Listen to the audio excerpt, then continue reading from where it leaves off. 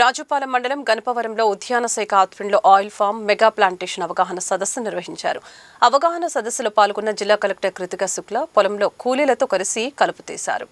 4 ఎకరాల్లో palm oil పంట చేయడానికి నిర్ణయం తీసుకున్నారు. 2 నెలల క్రితం అప్లికేషన్ ఇచ్చారు. మొత్తం ఫ్రీ, దాంట్లో ఏం పెట్టుబడి పెట్టాల్సిన అవసరం లేదు. ఫిట్టింగ్కి కూడా, తవ్వడంకి కూడా నరేగా నుంచి జాబ్ కార్డు ఉంటే నరేగా నుంచి డబ్బు వస్తాయి. దానికి వీళ్ళు ఏం చేస్తే వరకు దానికి పేమెంట్ ఉంటుంది. దాంతోపాటు అంతా సీడ్ ప్లాంట్ కంపెనీ నుంచి వస్తుంది.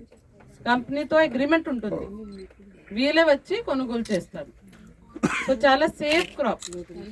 మీ దగ్గర ఇక్కడ నీళ్ళు అవైలబిలిటీ ఉంటే, నీళ్ళు సరిగా ఉంటే, బోర్ ఉంటే లేదా కాలువ ఉంటే పామ్ ఆయిల్ చాలా చాలా మంచి క్రాప్. మీకు మంచి ఆదాయం వస్తుంది. ప్రతిరోజు వెళ్ళి చేయడానికి కూడా అవసరం లేదు.